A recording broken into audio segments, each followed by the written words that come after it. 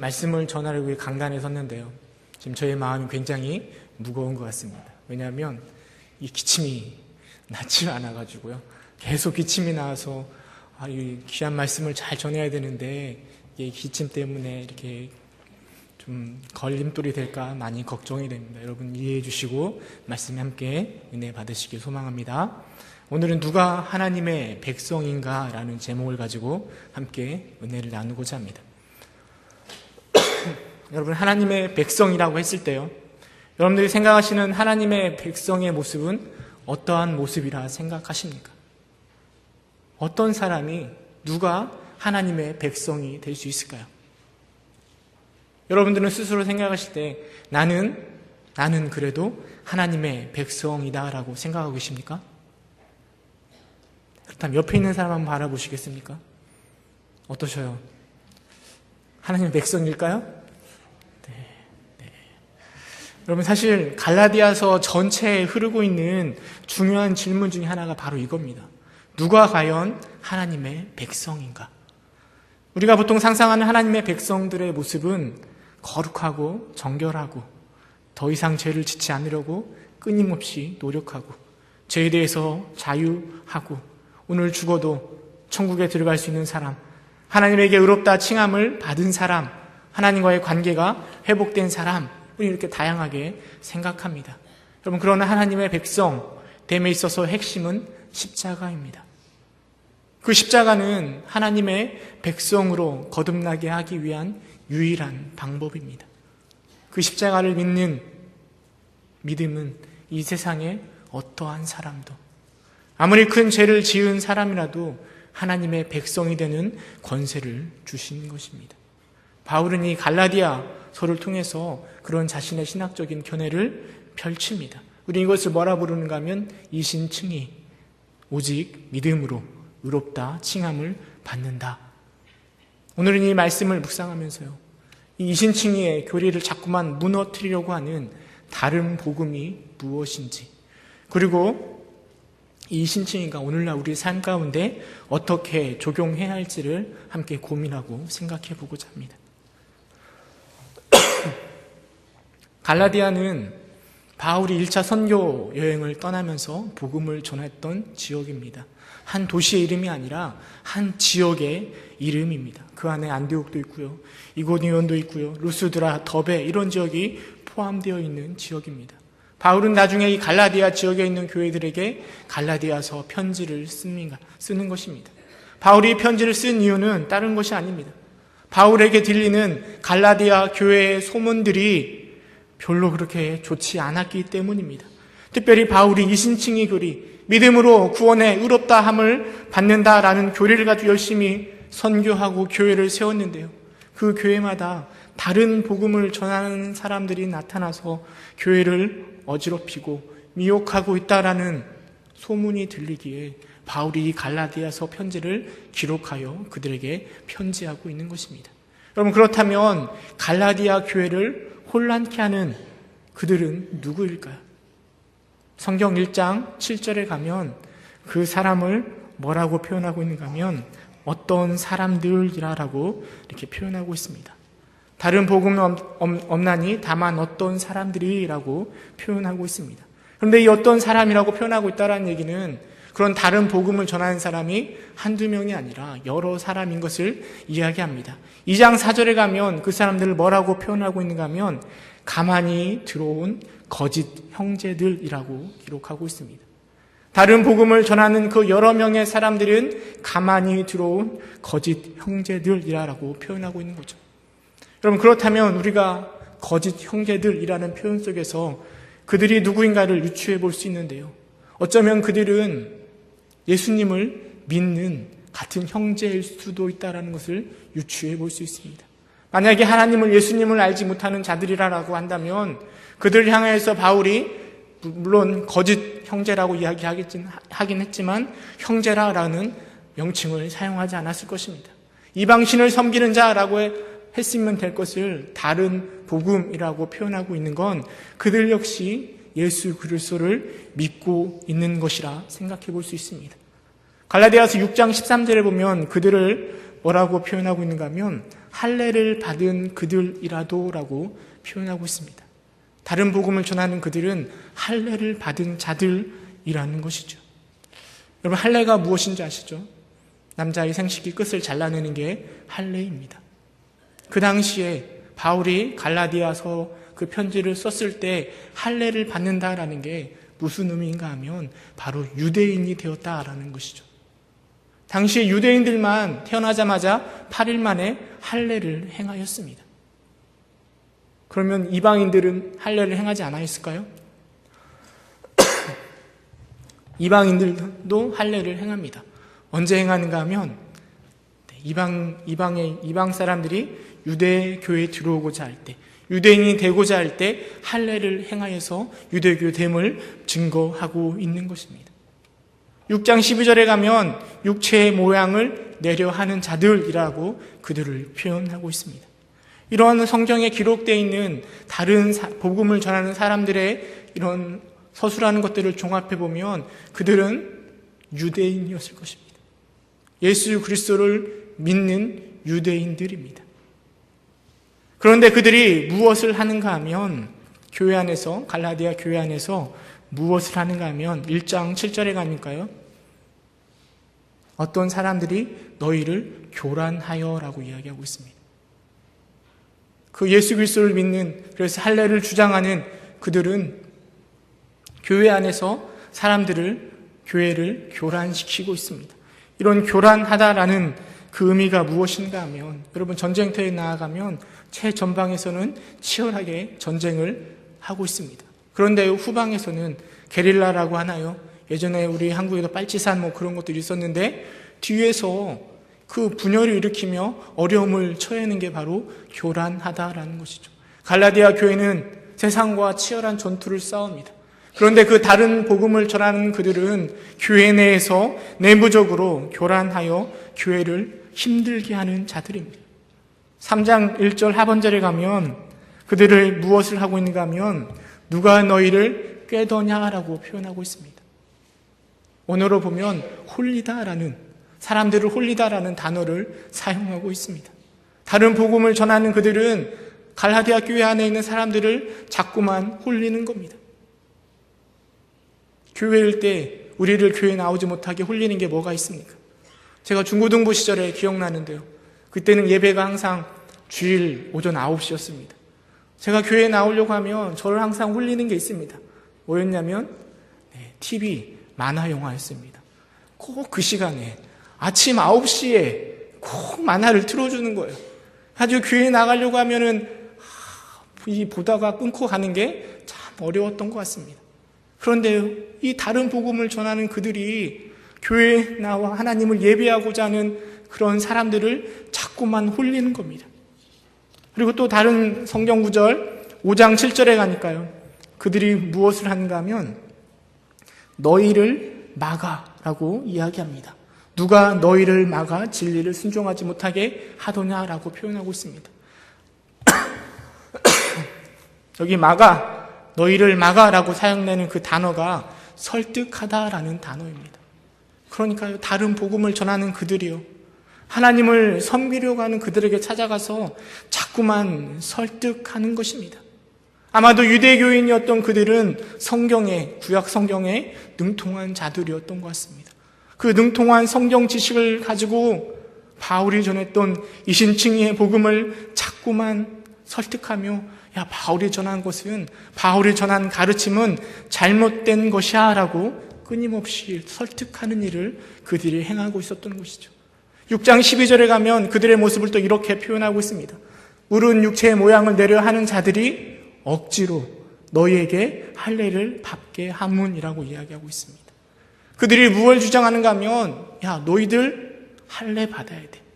억지로라도 할례를 받아야 돼 라고 이야기하면서 할례를 강요하는 사람들입니다. 여러분, 갈라디아 교회 그 지역에 하나님을 믿고자, 예수님을 믿고자 하는 사람들은 주로 유대인이 아니었습니다. 이방인들이었습니다.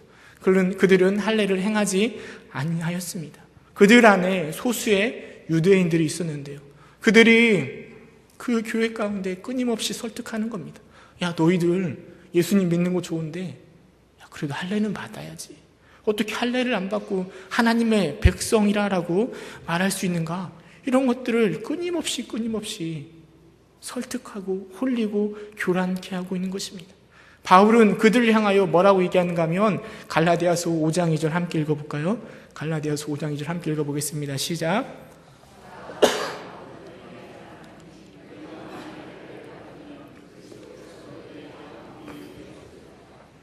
그들이 하도 할례를 강요하니까요.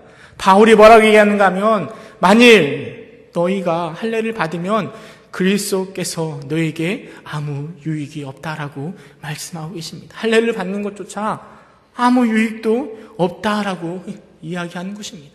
그러나 다른 복음을 가지고 있었던 유대인들은 끊임없이 설득하기를 아니야.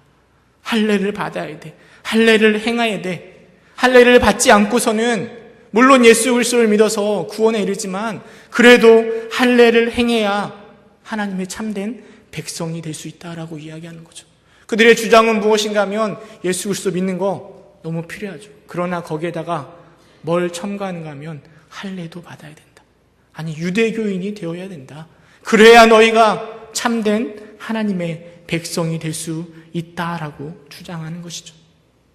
여러분 왜 그 소수의 유대인들이 왜 그토록 할례를 중요시 여기는 걸까요? 왜 그렇게 예수님만으로 만족하지 못하고 할례를 강요하는 걸까요? 할례의 의미를 좀 생각해 볼 필요가 있는 것 같습니다. 처음 할례를 행하였던 사람이 누군가 하면 아브라함입니다. 하나님께서 창세기에 보면 아브라함에게 할례를 행하십니다. 그 내용이 창세기 17장에 기록되어 있는데요. 10장에서 우리 14절 말씀 좀 길긴 하지만 함께 읽어보도록 하겠습니다. 시작. 너희 중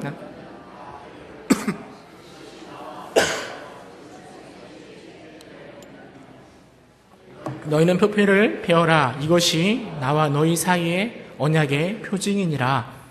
너희는 대대로 모든 남자는 집에서 난 자나 또 너희 자손이 아니라 이방 사람에게서 돈으로 산 자를 막론하고 난 지 8일 만에 할례를 받을 것이라. 너희 집에서 난 자든지 너희 돈으로 산 자든지 할례를 받아야 하리니 이에 내 언약이 너희 살에 있어 너희 영원한 언약이 되려니와 할례를 받지 아니한 남자 곧 그 표피를 베지 아니한 자는 백성 중에서 끊어지리니 그가 내 언약을 배반하였음이니라. 여러분 유대인들에게 있어서요 이 할례는 하나님과의 언약의 증표입니다. 단순히 하나님이 아브라함과 하나님의 증표로 할례를 행하라고만 명하시는 것이 아니라 아브라함의 후손들 너희도 이 할례를 행하여서 언약의 증표로 표징으로 삼으라라고 이야기하고 있습니다. 특별히 14절에 가면 할례를 받지 않냐면 어떻게 한다고요? 백성 중에서 끊어지리니 너희가 내 언약을 배반하였음이라. 여러분 이 성경 구절을 알고 있었던 유대인들은 물론 예수 그리스도를 만나 구원에 이른다라는 것, 예수 그리스도가 얼마나 좋은지 너무나 잘 알고 있었습니다. 그러나 그 할례를, 언약의 증표인 할례를 포기할 수가 없었던 것이죠. 그래서 그 갈라디아 교회 안에서 끊임없이 아마 이 성경 구절을 됐을 거예요. 야, 이 17장 14절에 봐라. 너 할례를 받지 않으면 끊어진다고 하니까 너희들 할례를 받아야 돼. 할례를 받아야 되라고 끊임없이 교회 안에서 다른 복음으로 그들을 설득하고 홀리고 교란케 하고 있는 것입니다. 여러분 이런 복음을 들었던 이방인들, 성경에 대한 지식에 별로 없었던 이방인들은 그 이야기를 들을 때 마음이 굉장히 혼란스러웠습니다.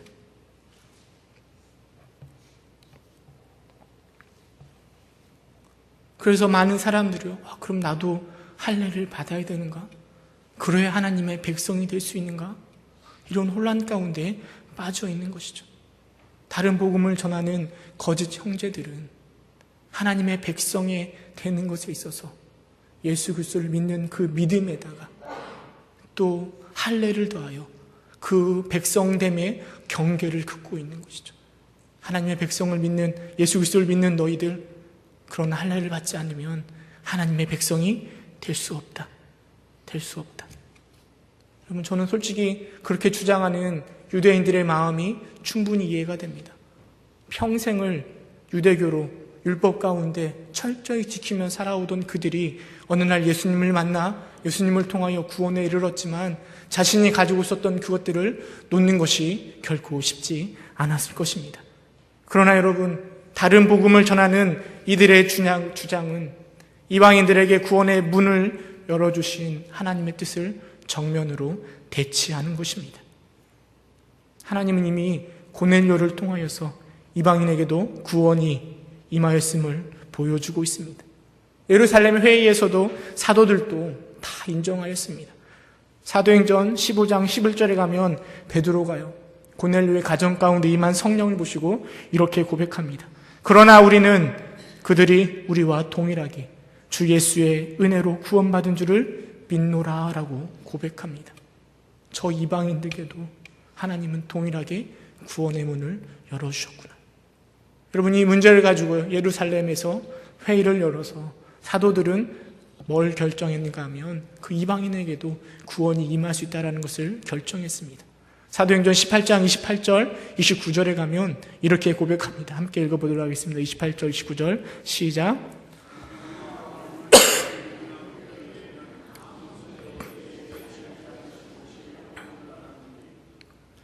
우상의 제물과 피와 목매어 죽인 것과 음행을 멀리할지어다.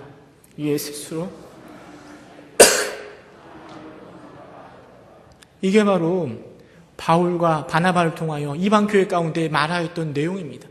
야, 너희들 할례와 그런 율법 너희가 지키지 않아도 돼. 단지 우상의 제물과 피와 목매어 죽는 것과 음행을 멀리하며 주님을 섬겨라. 예수 그리스도를 믿어라. 그러면 구원에 이룰 수 있다. 이게 바로 초대교회 이방인에게 열려진 복음의 소식입니다. 그런데 다른 복음을 전하는 유대인들이 끊임없이 아니다, 할례를 받아야 된다라고 주장하는 것이죠. 그래서 그들을 향하여 바울의 주장이 무엇인가 하면 갈라디아서 5장 6절에 이렇게 이야기합니다. 그리스도 예수 안에서는 할례나 무할례나 효력이 없으되 사랑으로서 역사는 믿음뿐이니라. 오직 믿음만 우리가 하나님의 백성이 될 수 있는 유일한 증거이고 유일한 경계가 되는 것이다. 하나님의 백성을 구별하는 유일한 경계는 할례도 아니고 율법을 얼마나 잘 지켰나도 아니고 오직 하나, 예수 그리스도를 나의 구주로 믿는 믿음뿐이다 라고 이야기하고 있는 것입니다. 갈라디아서 2장 16절에도 동일하게 이야기합니다. 우리 갈라디아서 2장 16절 함께 읽어보겠습니다. 갈라디아서 2장 16절 시작.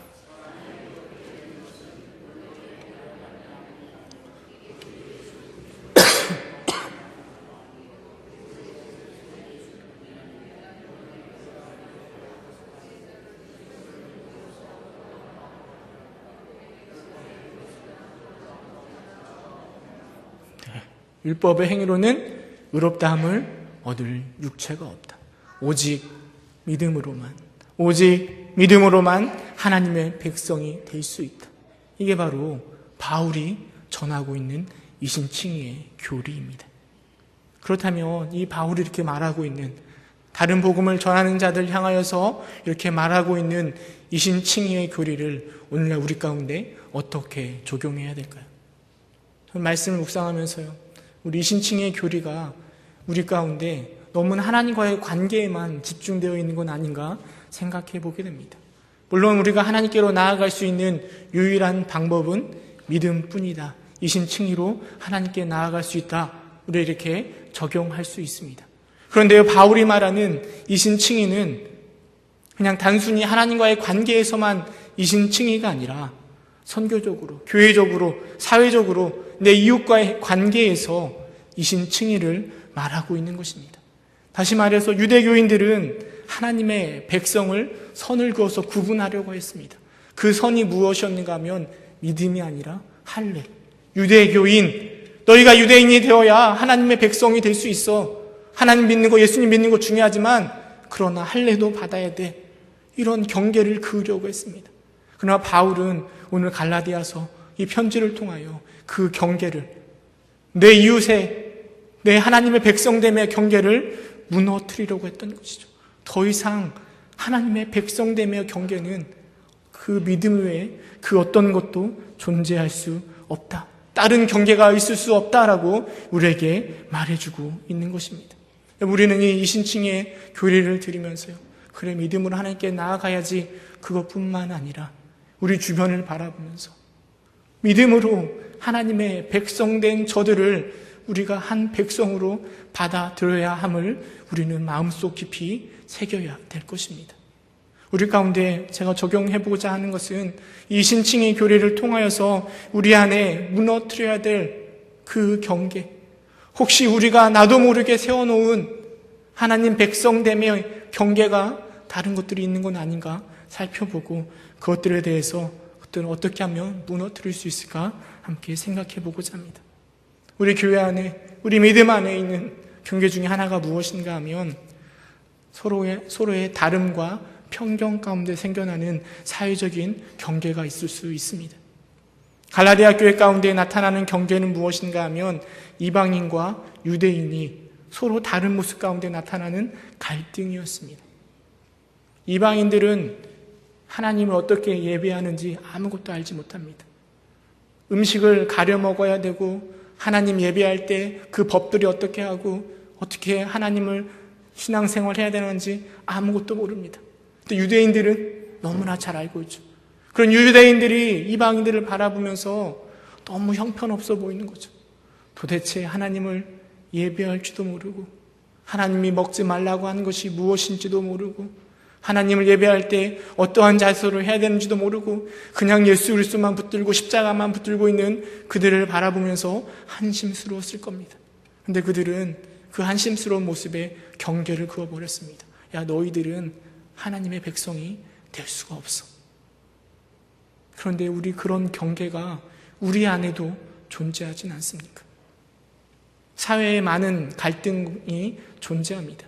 어제도 제가 인터넷 보니까 그 광화문 광장에 촛불을 든 사람과 태극기를 든 사람의 갈등이 만만치 않은 것 같습니다.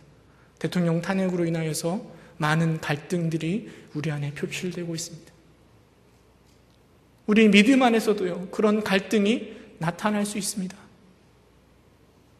그러나 그 갈등이 하나님의 백성을 경계를 긋는 경계의 선이 되어서는 안 됩니다. 하나님 믿지만 우리 안에 부수도 있고 진보가 있을 수 있습니다. 그것뿐이겠습니까? 세대 간의 차이도 있습니다. 우리 안에 남자와 여자 간의 갈등도 생길 수 있죠. 우리 안에 가진 자와 못 가진 자, 배운 자와 배우지 못한 자, 어디에 사느냐에 따라, 무엇을 하느냐에 따라 우리는 서로 다르고, 그리고 서로 다름을 가짐에도 불구하고 우리는 믿음 안에서 한 백성이 되었습니다. 그런데 어느샌가 우리 마음 가운데 그 서로 다른 것으로 인하여 아예 하나님의 백성됨의 경계를 그어버리고 있지는 않습니까? 우리 안에 또 많은 편견들이 있습니다. 특별히 외국인 근로자라든지 조선족이라든지 세터민이라든지 그들을 바라보면서 이런 편견 가운데 하나님의 경계를 긋는데 사용하고 있지는 않습니까? 하나님, 제가 하나님을 믿어서 하나님 백성이 되었지만은요, 저 사람은 절대 아닙니다. 하나님, 저는 저 사람과는 달라요. 저들과 함께 하나님의 백성이 될 수는 없습니다. 라며 그 경계를 그어버리진 않았습니까? 만약 우리 안에 그런 경계가 있다면 여러분, 그것은 우리가 복음을 전혀 모르고 하는 이야기입니다. 하나님은 우리와 같은 사람들과 함께 배를 탈 수 없는 분이십니다. 우리와 같은 더럽고 추악한 존재와 함께 하실 수 없는 분이 하나님이십니다. 그런데 그 하나님은 우리와 함께 하셨습니다. 우리와 함께 하시며 우리를 안아주셨습니다. 자녀 삼아주셨습니다. 이게 바로 복음입니다. 그리고 하나님 우리에게 요구하십니다. 어떤 경계선도 존재하지 않는 믿음 안에서 하나님의 백성됨을 우리에게 이야기해 주고 계십니다. 잘못된 하나님 백성됨의 경계를 우리는 이 이신칭의 교리를 통하여 허물을 수 있습니다. 오직 믿음으로 하나님의 백성이 되는 것입니다. 오직 믿음 안에 있다면 우리는 한 형제이고 한 백성입니다. 그렇다면 우리 안에 있는 경계들을 무너뜨려야 됩니다. 다른 것으로 무너뜨리는 것이 아니라 믿음으로 우리는 그 경계를 무너뜨려야 되는 것입니다. 우리 안에 또 다른 경계가 있습니다. 개인적인 교만의 경계가 있습니다. 예전에 제가 중학교, 고등학교 다닐 때 즐겨보던 만화책이 있는데요. 제 또래 나이대 있으신 분들은 아마 잘 알 겁니다. 혹시 드래곤볼이라고 아시나요? 그 드래곤볼에 보면 어떤 기계가 나오는가 하면 이렇게 안경처럼 딱 쓰면은요, 상대방의 전투력이 이렇게 표시가 됩니다. 아주 상대방을 딱 바라보면 이 사람이 싸움을 얼마나 잘하는가 이렇게 전투력이 쭉 표시가 되는 거죠. 저는 그 만화를 보면서 이런 생각을 했습니다. 우리의 믿음의 수치를 딱 계산할 수 있는 기계가 있으면 얼마나 좋을까. 가지고 딱 보기만 하면 그 사람의 믿음이 수치로 딱 환상되면 그 사람을 믿을 수 있고 평가할 수 있고 얼마나 좋을까. 이런 생각을 했었습니다. 그런데요, 그런 생각을 하는 제 마음 깊은 곳을 바라다 보면 그 안에 무슨 마음이 있는가 하면 나의 신앙의 수고와 내 성경의 지식, 믿음의 열심들을 자랑하고 싶은 교만함이 있는 거죠. 나는 이만큼의 수준이 있는데 왜 나를 못 알아봐 주는가? 그런 기계를 통해서 나를 알아봐 줬으면 좋겠다라는 교만함이 잡혀 있는 겁니다. 이게 바로 제가 금요일 날에도 말씀드린 율법주의입니다. 믿음은 하나님의 은혜입니다. 근데 자꾸만 그것을 내 수고의 결과인 양 우리는 생각합니다. 그리고는 율법주의적인 생각으로 나만 평가하는 게 아니라 다른 사람도 자꾸만 평가합니다. 뭐라고 평가하는가 하면 아니 어떻게 주일 성수도 하지 않고 하나님의 백성이 될 수가 있어. 아니 어떻게 11조도 안 드리고 하나님의 백성이 될 수가 있어 라고 이야기하면서 교만의 경계를 확 그어버리는 거죠. 하나님은 믿음으로 모든 사람을 품어주시겠다라고 말씀하셨는데 우리는 율법주의적인 생각 가운데 너 그렇게 신앙생활 해가지고는 천국 문턱에도 못 가라는 그런 생각들이 우리 안에 사로잡혀 있지 않습니까? 여러분, 그것은 우리의 교만입니다. 교만의 경계입니다. 우리 속담에 50보 100보라는 말이 있습니다. 50보를 도망가나 100보를 도망가나 하나님 앞에서는 동일합니다. 조금 선하게, 조금 믿음 있게 살아갈 수 있죠. 그러나 하나님 보시기에 뛰어야 벼룩인 거죠. 열심히 믿어봐야 하나님 보시기에는 턱없이 부족합니다. 그렇게 하찮은 실력을 가지고 있는 우리가 자꾸 신앙의 경계를 그어가지고 그래도 이 정도는 해야 하나님의 백성이 될 수 있지. 어떻게 주일 성수도 아니 어떻게 그러고도 하나님의 백성이 될 수 있느냐라고 말하는 건 교만의 극치이고 하나님의 이신칭의 교리를 완전히 잘못 알고 있는 것입니다. 믿음은 하나님의 은혜입니다. 우리가 뭘 잘해서 생긴 게 아니라 하나님의 한량없는 은혜 가운데 우리가 하나님의 백성이 되는 것입니다. 그러기에 우리가 할 수 있는 건 은혜를 찬양하는 거, 경배하는 것이며 우리 안에 있는 그런 교만의 경계를 무너뜨려야 되는 것이죠. 그런 경계를 무너뜨리는 여러분 되시기를 주님의 이름으로 축원합니다.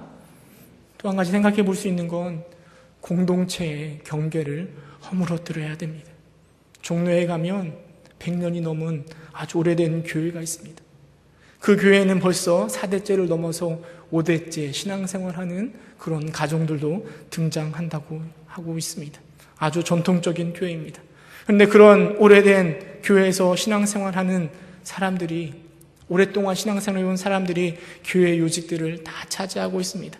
중간에 전도되어 온 사람들이 처음에 바라보면 많이 환영해 주는 것 같고 사랑한다라고 이야기하고 있지만 좀 더 시간이 지나다 보면 교회 안에 있는 그런 오래된 사람들과 그렇지 않은 사람들의 벽이 느껴진다라는 이야기를 제가 뉴스를 통해서 들었던 것 같습니다.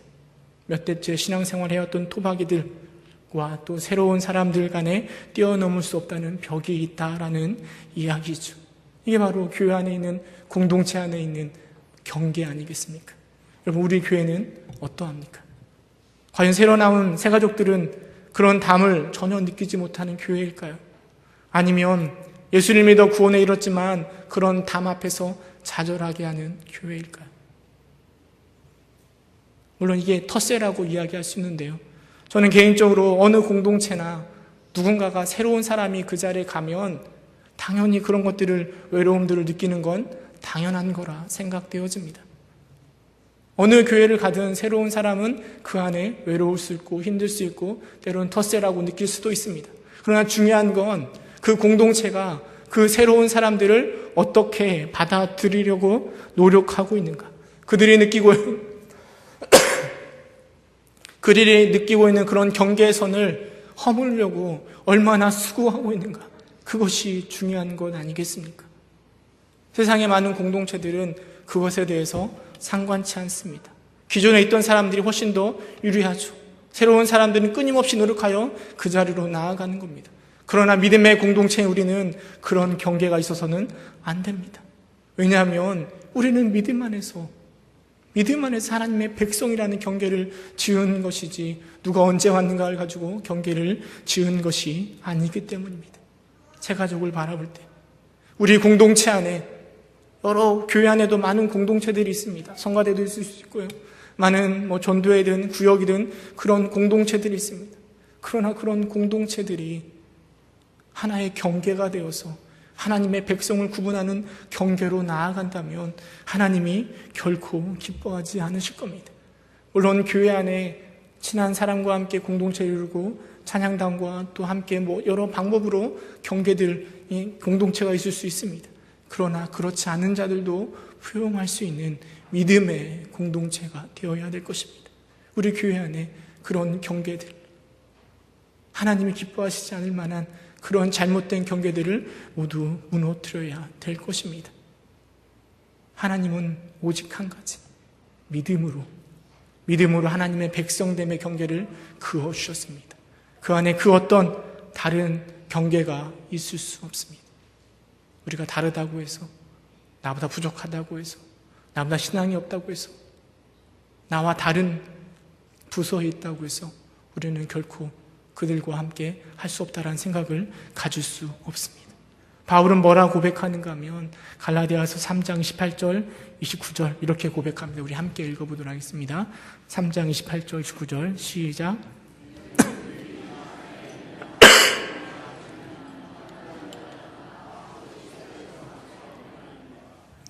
너희가 그리스도의 것이면 곧 아브라함의 자손이요 약속대로 유업을 이을 자니라. 너희가 그리스도의 것이면 아브라함의 자손이요 약속대로 유업을 이을 자라라고 이야기합니다. 비록 유대인이나 헬라인이라 할지라도 종이든 주인이든 남자든 여자든 내가 싫어하는 사람이든 그렇지 않든 그것과는 상관없이 믿음 안에서 우리는 한 백성 되고 한 공동체 되었습니다. 이 신칭의의 바울의 교리는 우리 안에 있었던 모든 경계를 허물 수 있는 단초가 되고 원리가 되는 것입니다. 우리 안에 있는 생각의 차이, 우리 안에 있는 행동의 차이, 성격의 차이, 문화의 차이, 그리고 나이의 차이, 신앙의 차이를 우리는 이 믿음으로 극복해 나아갈 수 있는 것입니다. 만약 우리 안에 여전히 그런 경계가 남아있다면 바울이 뭐라고 고백하는가 하면 1장 8절 9절에 이렇게 이야기합니다. 그러나 우리나 혹은 하늘로부터 온 천사라도 우리가 너에게 전한 복음 외에 다른 복음을 전하면 저주를 받을지어다. 우리가 전에 말하였거니와 내가 지금 다시 말하노니 만일 누구든지 너희가 받은 것 외에 다른 복음을 전하면 저주를 받을지어다 라고 이야기합니다.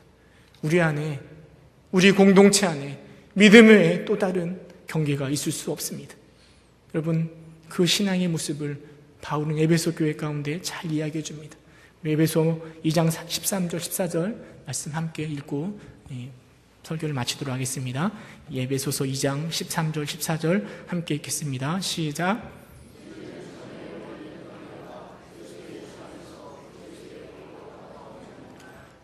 그는 우리의 화평이신지라 들로 하나를 만드사 원수된 것 곧 중간에 막힌 담을 자기 육체로 허시고. 아멘. 주님 앞에서 믿음 안에서 우리의 막힌 담을 허무시고 하나가 되어 화평하시는 하나님의 참된 백성 되는 여러분 되시기를 주님의 이름으로 축원합니다. 함께 기도하겠습니다.